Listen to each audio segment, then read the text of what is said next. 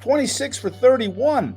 Completed his first 11 throws, which is a career high for him to start a game, 11 completions in a row.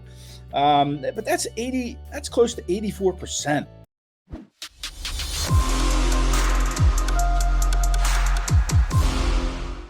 JAKIB Sports Channel holding it down on the Ocean Casino Resorts pre- and post-game last night, looking something fabulous. And this man joining us right now is always looking fabulous. Always great to see Eddie Kracz here joining us this morning. Yesterday, it was game day Kracz on the Birds 365. Today, we'll call him Cafe Kracz, cooking up the espresso. Or some people in the chat room might be calling you Boo Bird Kracz after picking the Vikings last night. What was that, Eddie? I thought the Vikings were a good team, and now we have this different narrative that they stink after the Eagles, dominated them 24-7. I think the Vikings are a good team. They came in here off a win over the Green Bay Packers, and I know the Packers had some offensive line issues, but, this is a good team with a good roster. They're very good on defense. Obviously, Justin Jefferson's, one of the top 3 wide receivers in the NFL. Irv Smith is a very good tight end. And the Eagles dominated them. So, let's not change the narrative now that the Vikings aren't any good. They came into this game a good team. And I still think they are. And yeah, I picked them. And listen, don't be betting the mortgage or, the family, the children's tuition on what I'm telling you, because, my guess is just as good as yours, John's, Paul's, Frank's, whoever else that watches the Eagles closely. No, I got to say, I thought this was going to be a much closer game. Give credit where credit is due. Dalvin Cook, they had to abandon the run game. Justin Jefferson was non-existent. Adam Thielen, what was that? I mean, unbelievable performance all the way around. And it's just an award tour, because this week it was Jalen Reagor. Next week's our good friend Carson Wentz. The week after that is Doug Peterson. Oh, by the way, it seems like every week there's some kind of monumental performance by Jalen Hurts here. 300 passing yards, 50 rushing yards, multiple touchdowns. The only other quarterbacks to do that on Monday Night Football are Cam Newton and Mike Vick. It seems like every week there's a new accolade. But, Ed, I mean, what more can the man do? He slices and dices the pass rush when he takes off and tucks and runs. He's improved his deep ball accuracy. He's worked the short to intermediate game a lot better. I mean, people ask for progress. What more do you want this kid to prove? Yeah, listen, I mean, the one thing I wanted to see him get better at this year was his completion percentage. He checked in at about 61% last year. All right. He starts the season by going, I think it was 18 for 32, but 4 of those are throwaways. Okay. I know they count as stats, but he threw the ball away 4 times when, he was running out of real estate while trying to keep a play alive. And kudos to him for doing that. Whereas last year, he might not have done that. He might have tried to do too much or took a sack or, tried to gain a yard or 2, but still not get to the line of scrimmage. So you take those 4 away, and it's a 64% game last week. Then comes last night, 26 for 31. Completed his first 11 throws, which is a career high for him to start a game, 11 completions in a row. But that's close to 84% completion percentage. He's not going to do that all season. But, if he can up that completion percentage, in my opinion, to like 65 to 68, that's huge progress to me. And last night, I think the Vikings dared Hurts to beat them with his arm. They didn't give him much in the run game early on. Now it loosened up a little bit later, and he had that terrific 26-yard run for a touchdown. That was just a thing of beauty, and it started with a terrific fake handoff to Miles Sanders, where I saw some of the defense bite on Sanders thinking he had the ball, and then Hurts swept the right side, and it was wide open. He got a block downfield, made a move inside, and pulled his way into the end zone. But, I just think that the Vikings wanted him to beat them with his arm, and they wanted him to stay in the pocket, and Hurts did, and he stayed in the pocket, and when he didn't stay in the pocket, he was able to maneuver through the pocket, didn't look to run right away, kept his eyes downfield, something, again, we didn't see last year. And he made plays on the run, whether it was to his left or to his right. He took advantage of the middle of the field. Another improvement that I've seen in him is him throwing the ball over the middle of the field. He had some nice completions to Dallas Goedert and Devontae Smith in the middle of the field. So, listen, I don't know what more you want him to do, to be honest. Yeah, and 9 out of 10 quarterbacks would have probably just ran out of bounds there. And he said, you know what?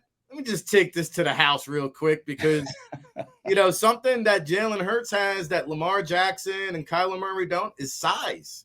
And we talk about the modern day quarterback and all these dual threat guys. Jalen Hurts is built like a traditional pocket passer. We heard Quincy Avery is coach down in Alabama talk about he was built like a running back, all rocked up. Well, he said, oh, let me just lower the shoulder, boom, and run you over and carry you into the end zone. And you mentioned he completed the first 11 passes. Last week, the first 5, he was 0 for 5. It was the worst career start. Mm-hmm. This week was his best career start, 17 for 20, 251 yards, and a touchdown at halftime. The second half was a little bit more cruise control, but I will tell you this. I like deep downfield balls that traveled over 10 yards. He was 8 for 11, 173 yards. And suddenly, I try to tell everybody during the preseason when it was 30-1 odds, don't look now, Eddie Kracz. The Ocean Casino Resort Sportsbook has Jalen Hurts as the 3rd favorite MVP candidate in the race. He's down to 8-1 odds now. Well, yeah, too bad we didn't get in on that action back in August, huh, when it was a little bit higher. But I tried to tell him. I know. Hey, but again, listen, it's week 2, right? I mean, there are bigger tests ahead. It's a long season, and you want a healthy and fresh Hurts in November and December. I mean, it's all great now to watch him. And he's a big guy, like you said. He's 6'1". He's rocked up at 223 pounds. But, to me, when he came into the league, he was a running back playing quarterback. And he still has that running back ability. But now I think you're seeing him become more of a quarterback. And, I thought what he did last night was eye-opening, to be honest, on national TV in front of millions of fans across the country, NFL fans across the country. And he showed that, he can be a quarterback. And, again, week 2, bigger tests ahead. But he certainly, I can't argue with those odds for him being the MVP. I mean, the Eagles could be onto something special with him. This looks like it might be a special season. Again, I couch that by saying week 2. But, certainly all signs are pointing up for this team and for Jalen Hurts. Yeah, it's just a magical ride that Jalen Hurts has taken us on. And let's be frank, the only person that's going to stop Jalen Hurts is Jalen Hurts, and that would be an injury. And we saw, I think his rushing attempts were down 17 last week, down to 11 this week, I believe. We saw the ball distribution. First pass goes right to Devonta Smith. They made sure to get him involved early and often. Distributed amongst all the wideouts, something we all wanted to see this offense improve upon. And then again, in the running game, also very well balanced. Hurts leads the team in rushing, but Sanders is right there. He played 53% of the snaps. Gainwell 26, Scott 21. I think this is the way to kind of get through the season and into the playoffs as healthy and durable as possible.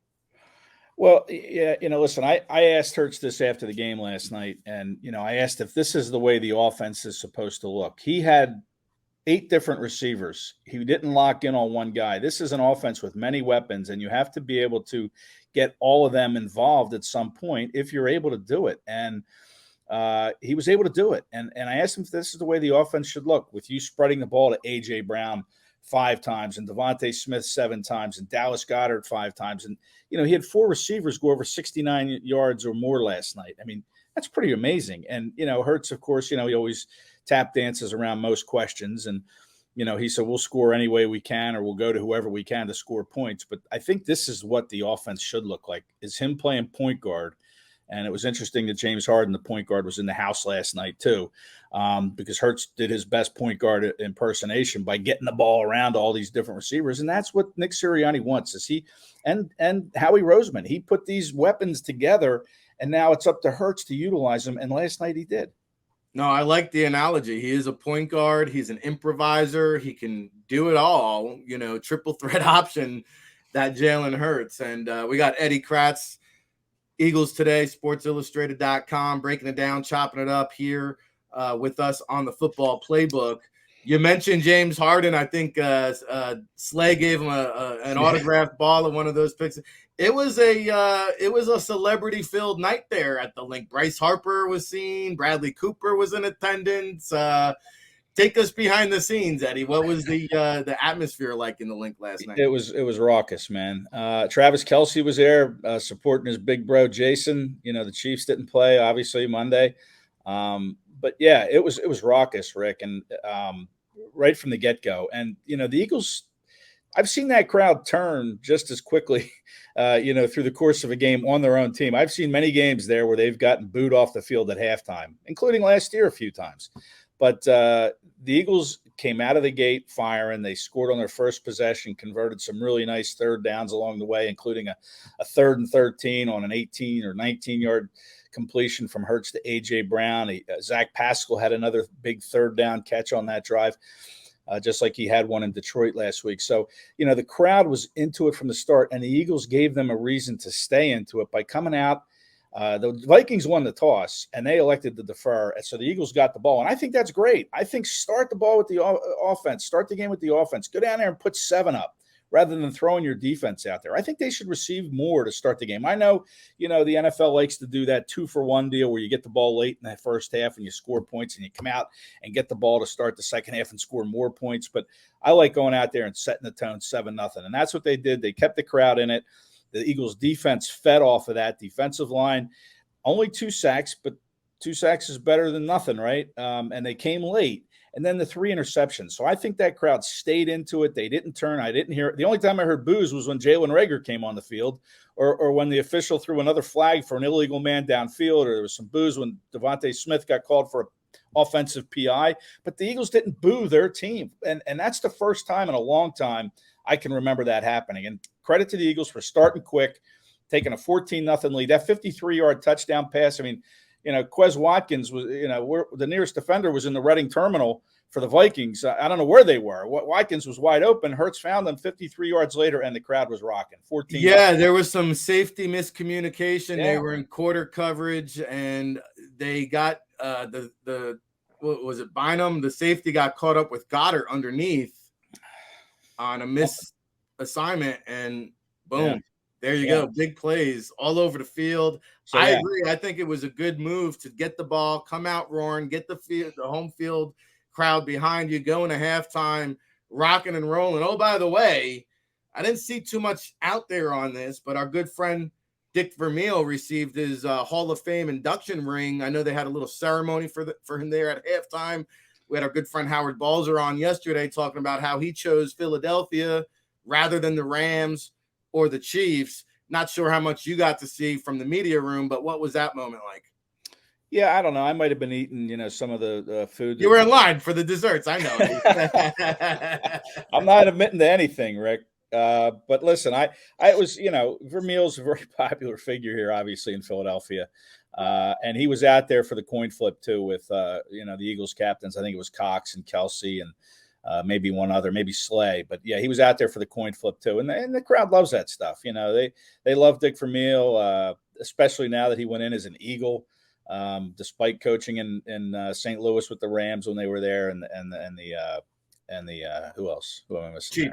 Chiefs, right. Yeah. So it just added to the electricity. And then, once they start showing on the Jumbotron, Bryce Harper and Reese Hoskins, James Harden, and you don't know these people are there because, they look like anybody sitting out there in the 70,000 crowd. But then the fans get even louder, and it's like, wow, man, cool, he's here, and they were treated to a real show. Those celebrities.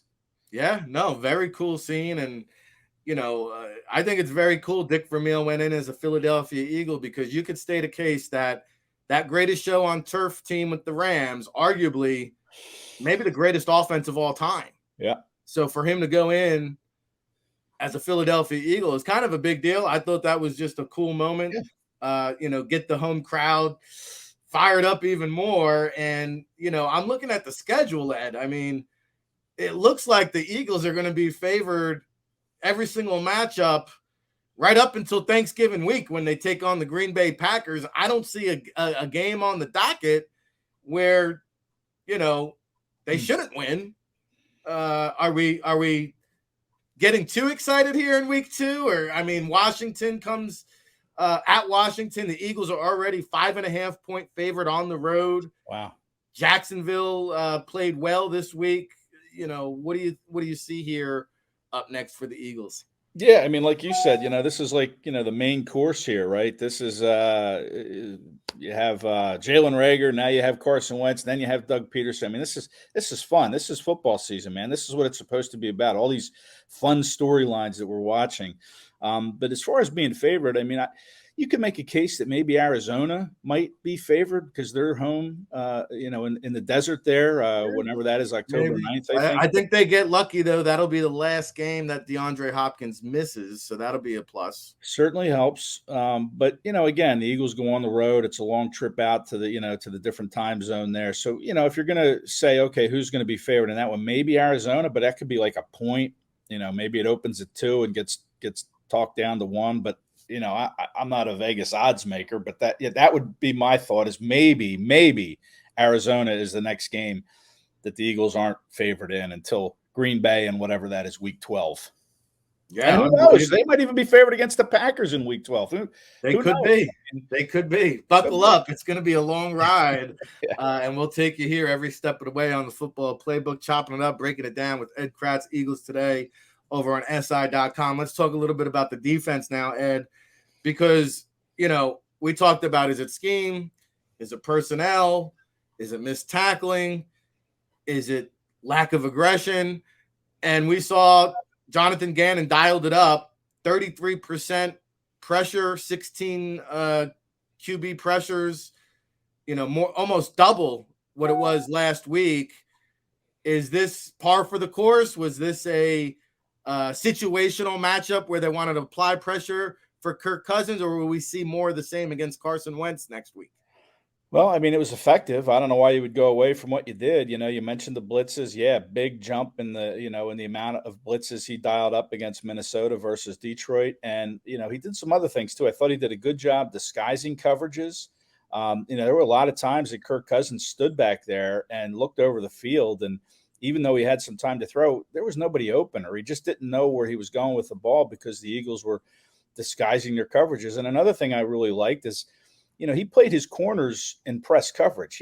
There were a lot of snaps where he had Slay and Maddox and Bradbury right on the receivers, Thielen and Jefferson and Osborne in the slot, right in their face. He didn't play that 5-6 yard cushion with his DBs or his cornerbacks like we saw in Detroit. And that made for some easy pitch and catches for the Lions. But he brought his corners in to the line and played press coverage. And I like to see that. He was aggressive last night. And that's how he needs to, in my opinion, that's what he needs to do. And listen, he was on a real hot seat this week. People calling for him to be replaced. If the Vikings come out and hang a 30 spot on him, is he going? I know you were really fired up about Gannon, Rick. So yeah, hey. He came out. He needed that night. And who else needed that night was Fletcher Cox. There was a lot of talk that Cox was cooked. And I thought he played a really, really good game last night, Fletcher Cox. I know he had a strip sack fumble, the 11th strip sack that he's had in his career with the Eagles. So I thought Cox played well. I think him and Gannon both really stepped up and rose to the occasion last night. Agree. And I'll give credit where credit is due. We called out Jonathan Gannon. We asked him to step his game up. He took accountability in the press conference, which I appreciated. And he said, look, I got to make some adjustments. We got to adapt some things. And he did exactly that. He applied more pressure. He switched it up, played some man coverage. I like that. The one interesting thing I will say that I saw, maybe you have a better breakdown for me, but I see Bradbury played 100% of the snaps. Marcus Epps, C.J. Johnson all played 100% of the snaps. For as good of a game that Darius Slay played, he was only in there 80% of the time, 49 of 61 snaps. Kind of curious what was behind that whole philosophy. Yeah, it's funny because I'm writing a kind of an inside the snap look here that I'll be posting, shortly after we get off here. And I noticed that too. It's like, boy, he just seemed like he was all over the place every play, and he only played 80% of the snaps. I think it was 47 of the 49. Yeah. So I mean, that was surprising. I don't know what was going on there. Maybe they brought in an extra DB. But yeah, he was off the field. And listen, he's on the crossing the 31. I think he'll be 32 on New Year's Day. So it's good to give the guy a little breather from now and again. But he was all over the place last night. He was the star of that defense, obviously. I mean, it's no brainer really. But Chauncey Gardner-Johnson, you mentioned him 100% of the snaps. What he's doing coming in here on the last day of August, right? New scheme, new personnel, new teammates. He played all but 3 snaps against the Lions, went all snaps last night against the Vikings. I mean, that's impressive. And he, I think, had 5 tackles, was, I think 3rd on the team in tackles. So, he didn't make any standout plays like, whoa, CJ, great play. But he was out there for all 100% of the snaps. And that's a feather in his cap, and the defensive coaches for getting him ready to play that much, that many snaps. No, I think there's something to be said for that. And, you're doing a snap count article over there on Eagles Today. Let me ask you about the defensive line rotation because, hey, it was effective. Again, no one on the defensive line, I think Reddick played the most snaps, 67%. Fletcher Cox, 66%. Hargrave, 62%. Sweat, 57%. BG, 48%. And on. Milton, 36%. Jordan Davis, 34%, 21 reps. So 22 last week, 21 this week. Milton T, 30%. So you got 1, 2, 3, 4, 5, 6, 7, an 8-man front rotational defensive line unit here. Hey, it seemed to work out great. Yeah, and listen, I don't know what it was like temperature-wise out there, but the line didn't wear down. And obviously they got off the field on 3rd down. They did a really nice job on 3rd down. Last week against the Lions, they gave up quite a few long drives. I think the Lions converted 7 of 8 3rd downs in the second half. But it's interesting when you look at the numbers for Marlon T and Milton Williams and Jordan Davis. All 3 of those snaps counts are down from a week ago. And I think that had something to do with it, is that, it was a cooler night. I mean, it was still warm, I guess, but there was a nice breeze, and it wasn't like it was in Detroit, stuffy, hot, fans right on top of you, tough environment. So they didn't have to play those guys as much. But even with that, Cox only played 1 more snap than he did last week. Javon Hargrave played the same number of snaps, 38 last week, 38 this week. So it was just, more of an emphasis on using your starters more and just bringing in those backups to kind of, spell them when they could. But the defense didn't wear down. So you didn't need to have those guys rotate as much as they did last week in Detroit. Not a lot to nitpick on here. A great overall team win, both sides of the ball. Special teams, however, is still 1/3 of the game. If you want to really pick something apart, maybe the special teams has room for improvement. I know you did a really great article on Brenton Covey and his expertise in the return game and gave us a nice education there. Yeah. Do you think that the Eagles are comfortable with their return game? Will they look to improve that? Could a guy like Huntley, the running back, be back in the fold here? Where do they go on special teams, do you think? I think they just stick with Britton Covey, to be honest. I mean, listen, you're not going to hit a home run every single time, you get the ball punted to you. I think your job is to catch it. And when you punt to Britton Covey, I'm 100% confident he's going to catch the football. Okay, that's where it starts. Whatever you get after that's gravy. And I think, having been an All-American punt returner at Utah, taking a couple back to the house, averaging like 19 yards per punt. I mean, listen, he's an undrafted rookie who's playing his second NFL game. I mean, I think you just be patient with Covey. You keep him in the punt return game. Where I'll say they need to improve is that kickoff return game. You saw the Vikings pooch it down to the 5-yard line, daring the Eagles to return it. And Quez Watkins just, he doesn't look like he's fast, but when he gets the ball, he kind of tiptoes into where the traffic is and then tries to cut outside and gets tackled. And the Eagles had horrible field position in that first half. I think their best starting field position was the 23-yard line. Every other drive started, deeper than that. And part of it was because the kickoff return game, Quez Watkins is not the answer there. They need to find a kickoff return or someone who can give them a little juice. Maybe Kenny Gainwell can do it. Maybe Britton Covey can do it, but they need to find an answer at kick return. And I'll say this about the special teams. Having a blocked field goal is horrible. You can't have that. Patrick Peterson made a nice play to block that 41-yard try from Jake Elliott, trying to make it 27-7, which would have been huge. But then, Peterson blocks it. Chris Boyd scoops it up, and he looks like he's going to score a touchdown, and it's going to be this huge momentum-changing play in the game. But here comes Aaron Sippis, the old rugby player from Australia, chugging down the field, not giving up on the play, and he catches a cornerback. A punter catches a cornerback in the open field and makes the tackle, the game touchdown-saving tackle, which would have made it 24-14 if he scores with over 3 minutes to go in the third quarter. And now it's a nail-biting time if that happens. Sippis makes the play. 3 plays later, Avonte Maddox intercepts Kirk Cousins. Momentum-changing play averted. So, that was huge for Aaron Sippis to do that, man. That dude showed some jets catching up to a cornerback in the open field. No, and I'll tell you, man, the players really took notice of that, and you could see them rally around that. And, the Maddox pick was also brought upon by pressure on Kirk Cousins, who was up to Kirk Cousins type things on Monday Night Football. Now 2-10, 3 interceptions, could have been a lot more, and the Eagles get it done. Time goes by so fast, Eddie. When we talk to you, we probably won't have you on again until next week. What's your gut telling you with this Commanders matchup? Do you feel good heading down the turnpike here into DC? Man, let's see. I really haven't given it a whole lot of thought at this point. But, I think it's going to be fun. Carson Wentz is, he's playing well down there.